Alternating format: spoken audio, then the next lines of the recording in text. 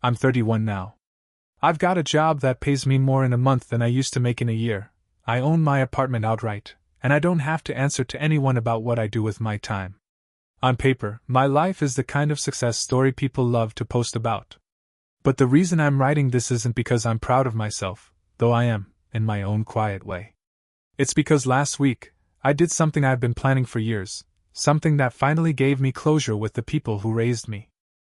But before I can explain that, I need to go back.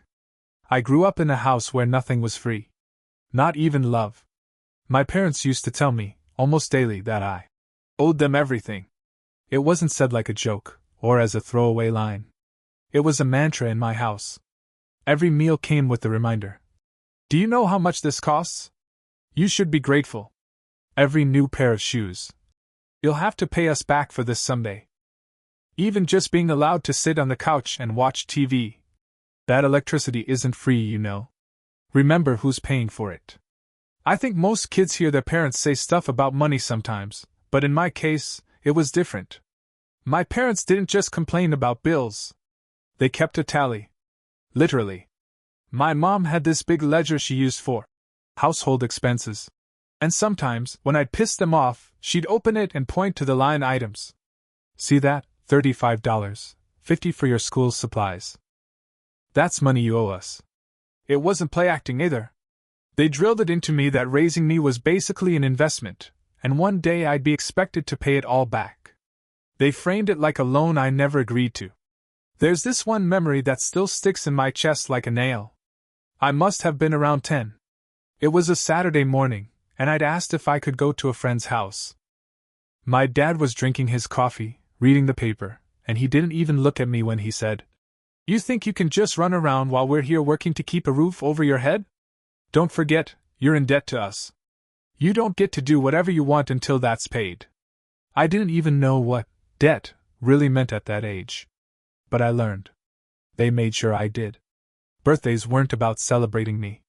They were an excuse to remind me how expensive I was. Cake, candles, presents, it all adds up. My mom would sigh, like I'd asked for it.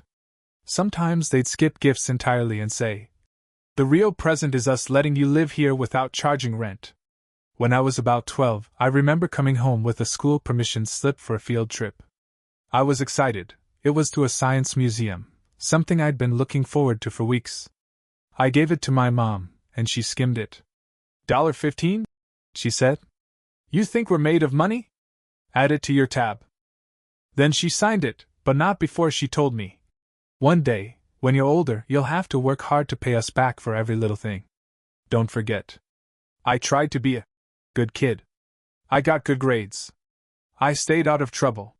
But nothing I did was enough, because their whole system was rigged. In their eyes, I was always in debt, always behind, always owing. I can't count the number of times I heard the phrase, "We didn't have to have you, you know. We could have chosen not to. You should be grateful we gave you life at all." That one always hit the hardest. It made me feel like I was some kind of unwanted pet they decided to keep, not because they loved me, but because they expected something in return. By the time I was a teenager, I stopped asking for things. I stopped sharing stuff with them altogether, because I knew it would just become another entry in the ledger. Clothes, braces, school lunches, even the water I drank, they always found a way to turn it into a bill I'd supposedly have to pay back someday. I'd lie in bed at night and wonder what it would be like to have parents who hugged you without strings attached, who said, "I love you," without a receipt stapled to the words. Instead, mine said things like, "Don't forget, college isn't free. We'll expect repayment. When you get a job, your paycheck should come to us first until your debt is cleared. Other kids might get spoiled, but you're going to learn responsibility." And responsibility to them meant servitude. Looking back, I realized they didn't see me as a child. They saw me as an asset. A future cash flow. Raising me wasn't an act of love, it was a loan they expected to collect on. And for a long time, I believed them. I really did. I carried that guilt like a second skin. Even when I was too young to work, I thought about how much money I supposedly owed. I felt guilty eating dinner, guilty asking for a ride to school, guilty existing in their house at all. I felt like a tenant who was behind on rent, living in constant fear of eviction. It shaped me in ways I'm still untangling. I grew up terrified of being a burden to anyone, terrified of asking for help. I over-apologized for everything. And deep down, I kept a voice in my head that whispered, "You'll never pay it all back. You'll always owe them." That voice followed me through middle school, through high school. It made me desperate to escape, but it also convinced me that escape was impossible, because how do you run from a debt you've been told is infinite? Still, I started planning. Quietly, secretly. Because if there was one thing I knew even as a teenager, it was this: I couldn't stay in that house forever. I left at 17 with a backpack, a trash bag of clothes, and the key my dad tossed on the kitchen counter like he was done with a rental. It was June, the day after graduation. The house was quiet because quiet was how they punished. My ceremony had been too much fuss for a public school diploma, according to my mom. They came, sat in the bleachers, didn't clap, and in the car afterward my dad said, "Nice. Now you can start paying us back." I slept on a friend's couch for 2 weeks, then answered a Craigslist ad for a basement room that smelled like damp laundry and cat pee.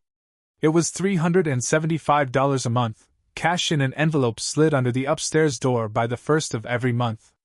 The window was a slit at ground level, perfect for watching ankles and tires. I blew up an air mattress, taped a towel over the pipe that dripped whenever someone showered, and told myself the hiss was rain.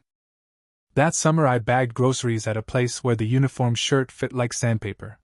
The manager, a guy called Rick with a laminated name tag and a permanent sunburn, told me to clock out when we were slow and keep working so the numbers looked good.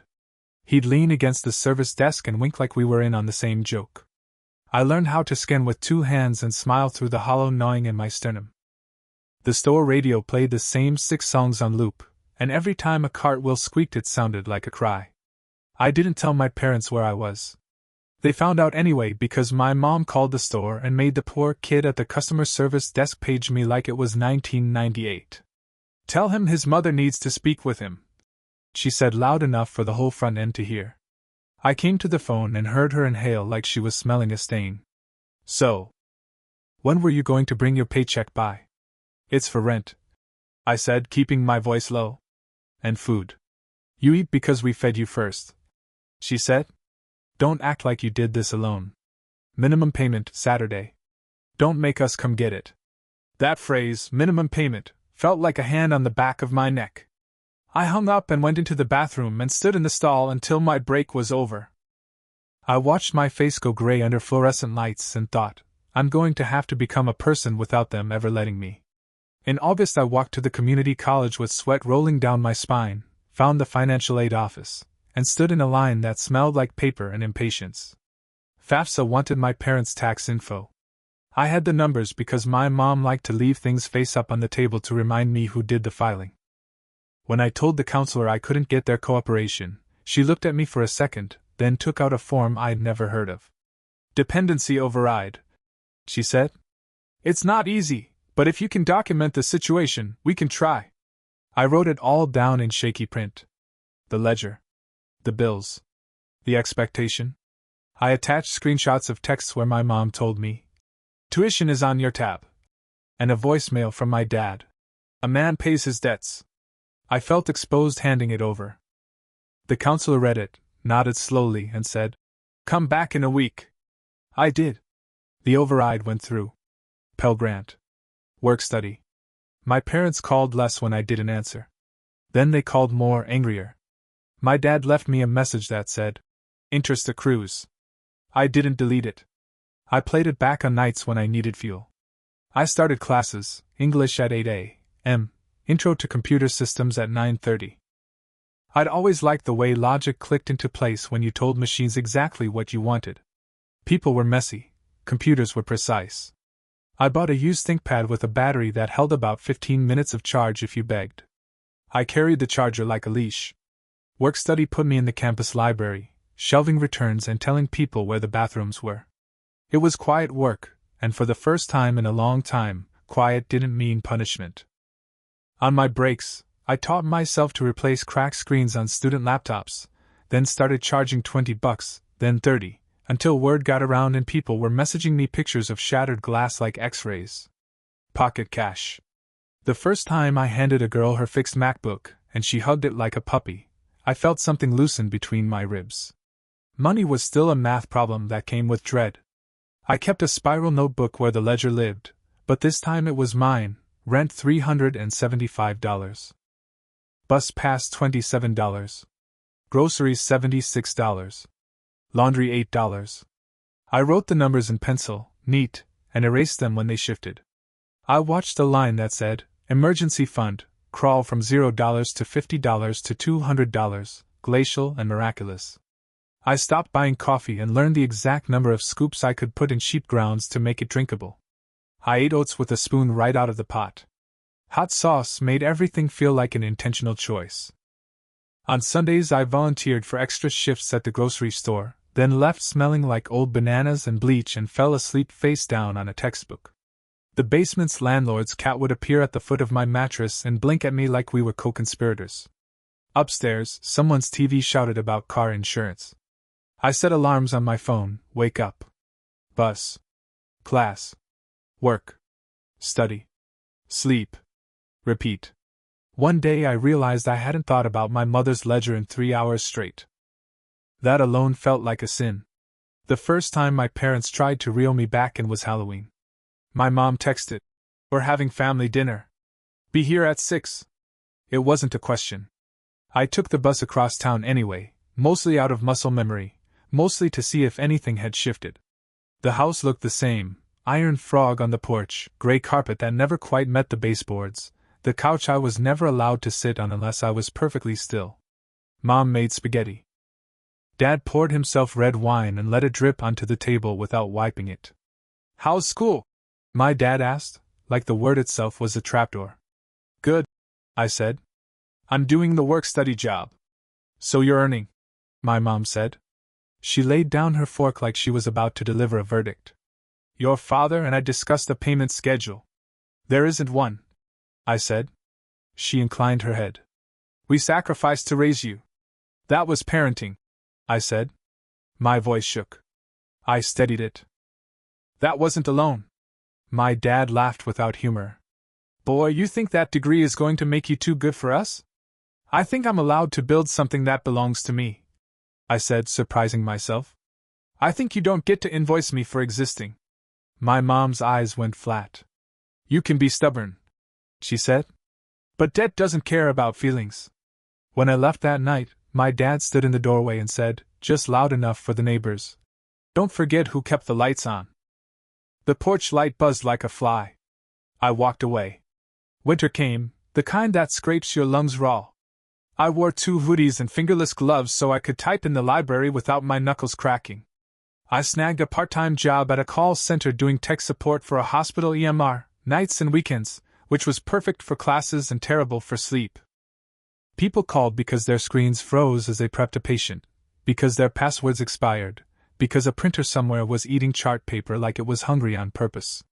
"I'm here," I'd say. "We'll figure it out." When it was quiet at 3 a.m., I studied subnetting and watched the pager board for codes I didn't understand. Coffee pots gurgled. The building hummed with systems I couldn't see. I failed a math test from sheer exhaustion. I rode the bus with my head pressed to the window and promised myself I would not make catastrophes out of stumbles. I went to office hours and told the professor I was working nights. He slid a review sheet across the desk without pity or pep talks. "Do these," he said. "Then retake." I did. I passed. I learned that grit wasn't something you announced. It was a series of boring choices repeated until your life looked different. Spring, I took on a gig cleaning offices at dawn. I'd get off the call center at 4, ride across town, vacuum gray carpet until the lines were straight and satisfying, empty other people's trash cans, candy wrappers, meetings, and think about how much garbage a day can make. The janitor supervisor showed me how to strip and wax a floor until it shone like wet stone. "People notice when it's dirty," she said. "Not when it's clean." That stuck with me. I could have caved 100 times. Every time the bus app glitched and I stood in sleet waiting an extra 20 minutes. Every time a professor sighed because my eyes drifted. Every time I opened my banking app and the number made my stomach flip. Every time my mom called from a blocked number and said, We need to talk about responsibility. Like it was a liturgy. I didn't cave. Not because I was brave. Because the alternative was to go back and hand over my paychecks and call it love. One afternoon, the financial aid counselor who'd helped me with the override waved me into her office. "We got a departmental scholarship," she said. "Your professor nominated you." It was $1,000, which felt like someone had set a brick on the other side of the scale. I walked to the bus and sat with the envelope in my backpack, hand on it like a talisman. That night I paid off the balance on my laptop and bought myself a pair of boots that didn't leak. I threw the old ones away, a tiny funeral by the dumpster. By my second year, I was tutoring other students in the lab for extra cash, mostly basics, file paths, permissions, the difference between a router and a switch. I learned that explaining something is the best way to understand it. I started keeping my own ledger in a spreadsheet with formulas that totaled into neat black numbers instead of red.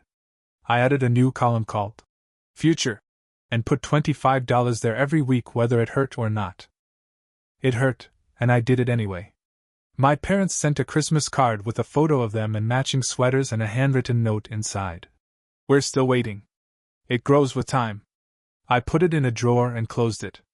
The drawer stuck halfway, swollen by winter, and I had to shove hard to make it shut. Something about that motion felt right. On a cold morning during finals, I was making coffee when my phone buzzed with a voicemail from an unknown number. A man's voice, older, careful. "Hi," he said. "This is Mark from Northbridge Systems. We got your application for the help desk internship. Can you come in Thursday?" I replayed it 3 times to be sure I wasn't hearing something I wanted. Thursday, I put on a thrift store button-down and the good boots, and sat in a conference room with glazed donuts sweating on a plate. They asked me why I wanted to work there, and I told the truth. Because I like finding the wire that's loose and making the system behave. I started 2 weeks later at $15 an hour. It felt like a sedan pulling up in the snow and the driver rolling down the window to say, "Get in. I'm going somewhere." I still rode the bus. I still ate oats. I still shelved books. But the weight shifted a degree. I could feel the floor of my life under my feet, not just the ceiling pressing down. The calls from my parents didn't stop, but they bounced off more often. When my mom said, "We made you," I thought, quietly, and I'm remaking myself. That summer, on a day when the sky was a clean sheet, I took the old house key out of my wallet. I hadn't used it since I left, but I'd kept it like a superstition. I put it in an envelope with no note and mailed it to their address. The post office smelled like paper and hope. I watched the clerk rubber stamp the corner and slide the envelope into a bin. My hands shook, but this time it wasn't fear. It was the tremor of a muscle learning it doesn't have to clench forever. The internship turned into a job offer faster than I thought it would. 6 months in, I was answering tickets, swapping out bad routers, resetting passwords for nurses who'd been locked out at 2 a.m., and taking calls from doctors who thought reboot meant hitting the monitor. My boss, a wiry guy with a perpetual 5 o'clock shadow, leaned against my cube one afternoon and said, "You pick things up quick. You ever think about going full-time?" I said yes before he even finished the sentence. The pay wasn't glamorous, $36,000 a year, but to me it might as well have been a fortune. I signed the papers with a pen that had the company logo on it and walked out of HR with a folder tucked under my arm like it was armor. I called the financial aid office that same day and told them I could pay off my balance for the semester. The woman on the phone said, "That's great," in the kind of voice that sounded like she meant it, and for the first time I let myself believe maybe I was actually doing okay. The next hurdle was independence. Real independence. I was still in the basement, listening to pipes clank whenever someone upstairs showered. My boots lined up neatly next to my air mattress like they were waiting for orders. I'd gotten used to living small, but there was a difference between making do and making a life. I started hunting. Apartments, studios, anything with a door I could lock and a ceiling that didn't drip. Most of what I found was either too expensive or looked like the set of a crime drama. But eventually, after weeks of scrolling Craigslist and walking through dingy hallways that smelled like wet carpet, I found a 1-bedroom on the 3rd floor of a squat brick building near the bus line. $750 a month, heat included, and the landlord didn't ask too many questions. I scraped together first month, last month, and security deposit like it was a ransom. Then I moved in with 2 trash bags of clothes, my ThinkPad, and a hand-me-down futon from a classmate. The walls were cream-colored and scuffed, but they were mine. The first night, I lay on the futon listening to the radiator clang like it was haunted, and I laughed until I cried. No ledger. No tally. No one waiting outside my door to demand minimum payment. Just me and the freedom to boil noodles at midnight if I wanted. That freedom felt dangerous at first. Like if I got too comfortable, someone would come knocking to repossess it. My parents certainly tried. They found out I'd moved, probably from one of their concerned family friends, who liked to gossip. My mom left a voicemail that started off sugary. "We're glad you're doing well." Then the bite. "Since you're making money now, it's time to talk about repayment. You've had a roof over your head for 18 years. Add it up." I didn't respond. A week later, my dad called the office line at my job. "This is his father," he told the receptionist. "I need to speak to him about urgent financial obligations." HR pulled me aside afterward. My boss said, "Your dad called? That's unusual." I could see the sympathy in his eyes, the kind you don't want because it means people see your cracks. I laughed it off. "He's old-fashioned," I said. "Thinks the world runs on ledgers." But inside, I was seething. Who does that? Who calls their kid's employer to demand repayment, like I'm a delinquent borrower instead of their son? It made me more determined than ever to cut the cord for good. The job gave me stability, but the real shift came from the side hustles. I kept fixing laptops, building small networks for local businesses, even setting up Wi-Fi for a cafe that paid me in cash and coffee. Each gig was another brick in the wall between me and them. My bank account went from 2 digits to 4. I started tracking my net worth like it was a scoreboard. Watching it climb, even slowly, felt like oxygen. By 24, I was no longer the kid in the basement. I was a systems analyst with my own place, my own routine, and the beginnings of savings that felt like armor. I upgraded from the futon to an actual bed frame, then to a couch that didn't collapse when you sat on it. I bought a table and chairs. I remember sitting there one night, eating pasta off a Rio plate, and realizing I'd built a home from scratch. Of course, my parents weren't done. They sent letters, long, guilt-soaked sermons about how much I owed. My mom's handwriting looped across lined paper. "We sacrificed vacations, luxuries, and time for you. Do you think food was free? Do you think clothes appeared out of thin air? One day, you'll realize gratitude means repayment." I kept every letter. I stacked them in a shoebox under my bed, not because I believed them, but because I wanted the evidence. Proof of the weight they tried to chain me with. Proof that love was a transaction in their eyes. The shoebox became fuel. Whenever I doubted myself, whenever I was tempted to call them back, I'd open it, read one line, and remember, this isn't love. This is a bill. The years stacked like bricks. Promotions, certifications, new jobs with better pay. I said yes to everything: training, overtime, side contracts. My resume grew, my confidence with it. I took night classes, earned my bachelor's, then my master's. Slowly, carefully, relentlessly I climbed. By 28, I wasn't just paying rent. I was putting money into investments, watching numbers grow in places my parents never dreamed I'd reach. I stopped worrying about overdraft fees. I started planning vacations. That year I did something I never thought I'd do: I bought a condo. A modest one-bedroom on the 12th floor of a building with glass balconies and a view of the river. Closing day, I signed the paperwork, walked into the empty space, and opened every cabinet just because I could. The silence was thick, but it wasn't punishing, it was mine. The condo felt like more than a home. It felt like proof. Proof that I'd rewritten the story they gave me. Proof that I could build something that wasn't tied to their ledger. I invited a couple of friends over the first week.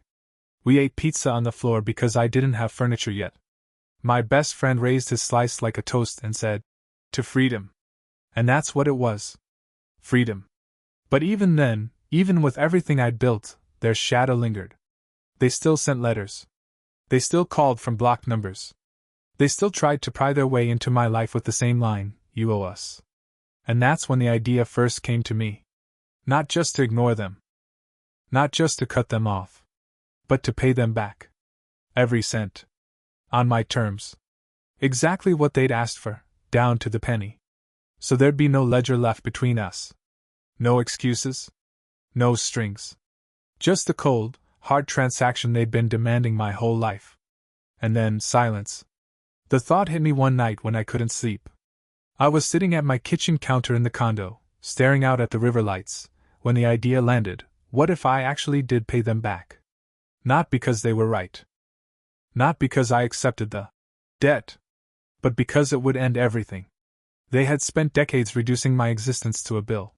So what if I gave them what they wanted? Not love, not a relationship, just money. Their language. Their currency. And then, nothing. The more I turned it over, the sharper it became. Not petty, not emotional, surgical. A clean cut, signed with a transfer. I opened the shoebox under my bed and dumped the letters out. They sprawled across the floor like a paper crime scene. Every guilt trip, every demand, every line about how much I owed. It was all there. My parents had documented their obsession for me. I thought about my mother's ledger, the original book she used to show me. How much I cost. I didn't have the actual thing, but I remembered the categories. Food. Clothes. Utilities. School. The roof over your head. I remembered how she used to circle the totals with her pen and tap the page. So I decided to build my own ledger. Not theirs. Mine. I pulled up a spreadsheet. Labeled the columns: year, category, estimated cost, source. Then I started researching. USDA cost of raising a child reports. Average food budgets by decade. Public school supply estimates. Utility costs for a household of 3. Health insurance premiums from the early 90s. Rent averages in our zip code during the years I lived there. I cross-referenced every number, every line item, as if I were auditing a company. At first, it felt strange, cold, almost dehumanizing. But then I realized that was the point. They had already dehumanized me by making my childhood transactional. All I was doing was finishing the math. I started with the basics. Food, according to USDA data, a low-cost plan for a child in the 90s averaged around $150 a month. Multiply that by 18 years equals $32,400. Clothes, average annual spend back then was about $500. Over 18 years, $9,000. Utilities, 1/3 share of electricity, water, heating for a family of 3. Average $150 per month for the household in our area. My share? $50 per month. Times 216 months equals $10,800. Housing, median rent in our area in 1995 was about $700 per month. My share, 1/3, for 18 years, $50,400. School supplies and fees, $300 per year average. Over 12 years, $3,600. Medical expenses, I dug into insurance averages, co-pays, and even out-of-pocket costs for braces. Call it $15,000 over childhood. I itemized every single thing. Added citations in a notes column. Rounded nothing. No inflation, no interest, just the raw costs. Total? $121,200. That number burned on the screen. More than some people make in 3 years. More than I'd ever imagined when I was a kid lying awake in the dark, wondering how big the bill would be. And yet, staring at it, I felt calm. Because it wasn't infinite anymore. It wasn't a weapon hanging over my head. It was a number. A finite sum. Something I could point to and say, there. Paid. I wasn't naive. I knew they would argue. I knew they would say I hadn't counted everything, or that I owed interest, or that love was priceless. But that didn't matter. The goal wasn't to convince them. The goal was to end the conversation forever. Over the next few weeks, I refined the sheet. I checked the math twice, 3 times. I treated it like my master project. Nights after work, I'd sit at my desk with a cup of coffee, adjusting formulas, adding receipts I dug up from old boxes, doctor visits, field trip slips, even a dentist invoice I'd found tucked in with my school records. Every entry made the ledger sharper. Eventually, I had it, a clean, professional-looking spreadsheet. Tabs by category. Totals at the bottom. Documentation links in the notes. I stared at the grand total, $121,200. And then I started planning the transfer. I had the money. Between savings, investments, and my salary, I could send it without crippling myself. It wasn't pocket change, but it wasn't ruinous either. In fact, part of the power was that I could afford it. It would sting, but I'd recover. And the symbolism outweighed the sting. I called my bank and asked about maximum transfer limits. I set up their account info. They'd given it to me years ago when they'd demanded minimum payments, and I had never forgotten it. Routing and account number, still scrawled in my mother's handwriting. The banker asked if I wanted to add a note. "You can write something in the memo line," she said. I almost laughed. Couldn't have been more perfect. I typed 2 words: debt repaid. And then I didn't press send. Not yet. I wanted to be sure. So I let the plan sit for months. I checked my spreadsheet again and again. I showed it to no one. It was mine. My secret weapon. Meanwhile, the calls kept coming. My dad left voicemails dripping with bitterness. A man doesn't run from his obligations. My mom sent birthday cards that said things like, 31 years of expenses. When will we see a return? Each time I smiled. Because they didn't know I already had the answer in my pocket. The waiting wasn't hesitation. It was savoring. It was sharpening the blade. The act itself would be simple: a transfer, a note, a block. Seconds of execution after years of planning. But the meaning, that was monumental. Because this wasn't really about money. It was about finally flipping their script. About taking their weapon and turning it back on them. About proving to them and to myself that I didn't owe them a damn thing beyond what they'd demanded. They had turned parenting into a ledger. So I would close it like one. Once and for all. It finally happened on an ordinary Tuesday. That's the part that still makes me laugh. After years of dread, decades of manipulation, endless nights of guilt, my revenge came down to a couple of clicks before lunch. I'd been carrying the plan around like a live wire in my chest. I kept telling myself I'd wait for the right moment. But life doesn't give you dramatic cues. The right moment is just the moment you decide it's right. That morning, I was drinking coffee at my desk, staring at yet another voicemail transcription from my mom. "You're 31 now. That's 3 decades of food, clothes, housing. Do you think we're going to live forever? When will you take responsibility and pay us back?" The words should have hurt. Years ago, they would have left me shaking. But now, all I felt was clarity. I opened the spreadsheet. Tab after tab, all the categories neatly laid out. The total glowed at the bottom, $121,200. I logged into my bank's online portal. My balance was more than healthy. Years of work, promotions, side hustles, investments. I'd built myself into someone who didn't have to fear numbers anymore. My parents had made me terrified of money, but money was the very thing that freed me. I added a new recipient, their account. Routing number, account number, both pulled from that scrap of paper I'd kept. Double-checked it twice, my hand steady in a way that surprised me. Then I typed the amount. $121,200. 00. It looked surreal on the screen. The bank prompted. "Would you like to add a note?" "Yes." I typed, "debt repaid." And then I sat there, staring at the screen. My cursor hovered over the button. I thought of my dad's voice. "A man pays his debts." I thought of my mom's ledger, the way she circled totals and tapped her pen, like she was teaching me math but really teaching me servitude. I thought of the birthdays where my present was being reminded how much cake cost. I thought of the time they told me field trips were luxuries I'd have to repay. And then I thought about the younger me, lying awake at night in that cramped room, feeling like I owed them something infinite, something I could never pay. I whispered, "This is for you." To that kid. And I clicked send. The screen blinked. A confirmation message popped up. Transfer successful. That was it. Years of wait, gone in under a second. I sat back in my chair and let out a laugh, quiet, sharp, almost disbelieving. My chest felt light in a way I hadn't experienced in decades. Not triumphant. Not gloating. Just free. But I wasn't done yet. I picked up my phone.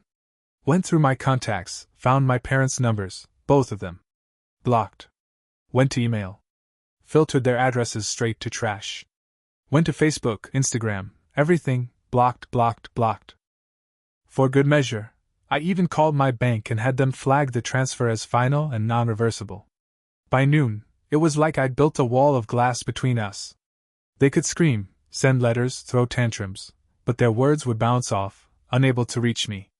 I half expected some dramatic rush of regret afterward. But it didn't come. Instead, I felt an immense calm. Like I'd just filed something away in a cabinet that had been sitting open and messy for years. That night, as I cooked dinner in my condo, my phone buzzed with one final notification before the block settings took full effect. It was a text from my mom. "We saw the transfer. Finally, you understand your responsibility. But this is only the beginning. Raising a child isn't something you can put a price on. There will always be more." I smiled, put my phone face down, and finished chopping vegetables. Because she didn't understand, and that was the beauty of it. I hadn't paid because I believed her. I hadn't paid because I thought they deserved it. I'd paid to end it. I had given them exactly what they demanded: money. Not love. Not presence. Not loyalty. Just a ledger, balanced, clean. And then I'd taken away everything else. I ate my dinner by the window, watching the city lights flicker against the river. For once, I didn't feel like I was running from them. I didn't feel like I was hiding. I felt like I'd closed a book. And in its place, I finally had a blank page. The silence came first. I expected an explosion, calls from numbers I didn't recognize, emails from burner accounts, maybe even letters stuffed under my door. But for a few days there was nothing. Just quiet.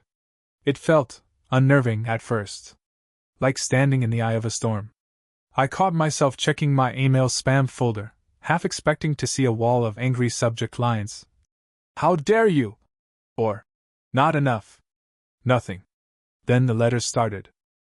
They arrived at my condo building in thick white envelopes, the handwriting jagged with pressure, the return address blurred like they'd scrawled it in anger. I didn't open the first one. I just held it in my hand, the weight of it, and realized I didn't have to. That was the power of the block. Their words couldn't reach me unless I let them. So I dropped it straight into the shredder in the mailroom. The sound of the blades chewing it up was more satisfying than I can describe. More came. Week after week. I could recognize my mother's handwriting instantly, even without opening the envelope. Some were fat with multiple pages. Others were thin, just one sheet. I shredded every single one, never reading a word. And yet, part of me could imagine what they said. I'd read enough of their letters before to know the script. It probably went something like this. "This isn't enough. Parenting isn't a transaction. You think you can buy your way out of your family? We gave you life, and you'll never pay that back." The irony wasn't lost on me. For years, they'd reduced me to numbers. Now, when I finally answered in numbers, suddenly it wasn't about money. They'd moved the goalposts, as they always had. But this time, I wasn't playing the game. I'd already won. The first time I saw my dad in person after the transfer was 3 months later, in the grocery store near my condo. I was grabbing coffee beans when I heard the voice behind me, sharp and unmistakable. "So that's where my money went." I turned, and there he was. Older than I remembered, hair thinning, eyes bloodshot. He looked smaller somehow, but the sneer was the same. I didn't flinch. I didn't greet him. I just said calmly, "It's not your money anymore." He stepped closer. "You think a check clears a lifetime? You think you can just walk away?" "Yes," I said.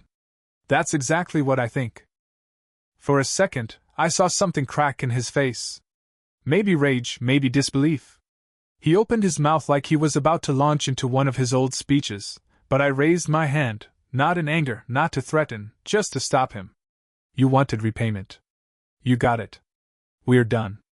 Then I picked up my basket, walked to the register, and left. That was the last time I saw him. The fallout spread in other ways. Mutual relatives reached out. My aunt called, trying to guilt me into rebuilding bridges.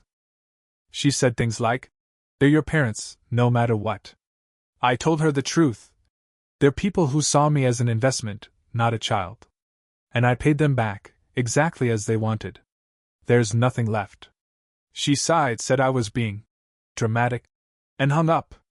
I blocked her too. A cousin sent me a Facebook message. "Your mom says you're cutting them off. Is that true?" I replied with a screenshot of the bank transfer confirmation. Caption: Debt repaid. End of story. Then I hit block before he could answer. The funny thing was, the more I closed those doors, the lighter I felt. It wasn't loneliness. It was clarity. For the first time in my life, I wasn't bound by invisible strings. And the peace, God, the peace was something I'd never experienced before. I started sleeping through the night. No waking at 3 a.m., with the echo of their voices in my head. No gnawing guilt in my gut every time I spent money. No whispering doubt that I was still in debt. I bought myself a new set of kitchen knives, not extravagant, just sharp and clean. Cooking had always been functional for me, survival. But now it became something else. A ritual. A way of telling myself, this is my home, my life, my table. Nobody can turn it into a bill. I took trips. Nothing wild, just places I'd always wanted to see but never let myself. A long weekend in the mountains. A flight overseas, my first ever, where I stood in front of old stone buildings older than my parents' entire bloodline, and realized how small their ledger really was in the scale of history. Everywhere I went, I carried that sense of liberation. Not joy, exactly, joy comes and goes. But something steadier. Closure. Of course, my parents didn't fade away quietly. They never would. From the scraps that got back to me through distant relatives, they were furious. They told anyone who would listen that I'd betrayed them, that I was ungrateful, that I was brainwashed by selfishness. But here's the thing, for the first time, I didn't care. Their words couldn't reach me. Their ledger was closed. I had spent years terrified of their disappointment. Now, their disappointment was meaningless. One night, sitting on my balcony overlooking the river, I realized something. I didn't just pay them back. I rewrote the contract of my life. They thought parenting was an investment with interest. I showed them it was a finite transaction, nothing more. And in doing so, I stripped their power away completely. They wanted repayment. I gave it. They wanted control. I took it back. They wanted gratitude. I gave them silence. The aftermath wasn't fire and brimstone. It wasn't dramatic. It was better than that. It was quiet. And for someone who grew up in a house where quiet always meant punishment, that quiet finally meant freedom. It's been almost a year since I pressed send on that transfer. A year since I blocked their numbers, shredded their letters, and walked away. Sometimes I still wake up in the middle of the night and reach for the old script, the instinct to brace for another demand, another lecture, another accusation. But then I open my eyes, see the quiet glow of my condo, and remember, the script is gone. I rewrote the ending. When I was younger, I used to imagine revenge as something loud. I thought it would be shouting matches, dramatic confrontations, the kind of scenes you see in movies. But that's not what real revenge looks like. Real revenge, at least for me, is silence. It's absence. It's giving someone exactly what they said they wanted, and nothing more. That's the part they'll never understand. My parents spent 3 decades telling me love was conditional, that everything came with a price tag. They thought guilt and obligation would bind me to them forever. They were wrong. Because here's the truth, love isn't a transaction. Love is showing up without keeping score. Love is a roof over a child's head without an invoice stapled to it. Love is food on the table without a debt attached. They never gave me that. So in the end, I gave them their transaction. And then I left. I don't regret it. Not a cent, not a second. Some people might say, but they raised you, you should be grateful. To that I say, gratitude and obligation are not the same thing. You can acknowledge what someone did for you without chaining yourself to their demands for life. And in my case, the so-called parenting I received was poison from the start. It was never about love. It was about leverage. The act of repayment didn't heal me. It didn't suddenly erase the scars of growing up in that environment. But it gave me closure. It shut the door they kept trying to pry open. It reminded me that I have agency, that I get to decide the terms of my life. And in that sense, it was worth every dollar. Because here's the twist: once I paid them back, I realized I never owed them in the first place. That's the irony of it all. They thought they were forcing me to carry a debt forever. But by putting a number on it, by calculating, paying, and cutting them off, I proved that the debt was an illusion. Parenting isn't something a child repays. Parenting is the job you signed up for the day you decided to have a kid. And I didn't just repay them. I freed myself. These days, my life is quiet in the best way. I wake up in a bed I bought with money I earned. I make coffee in a kitchen that belongs to me. I walk to work knowing that every dollar in my account, every piece of furniture in my home, every trip I take, is mine, not something dangled over me with strings attached.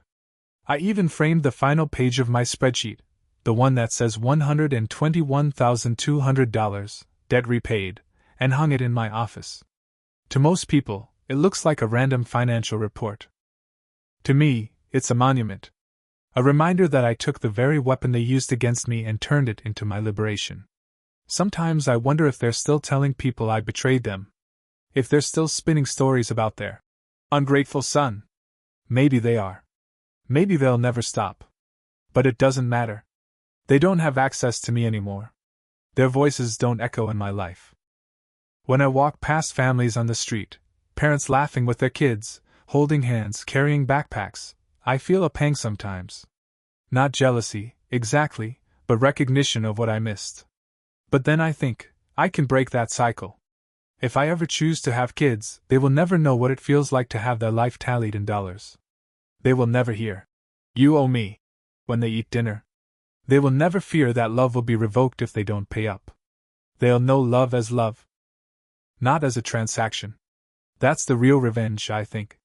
Not just walking away, but living better. Proving by example that what they taught me was wrong. I don't owe them gratitude.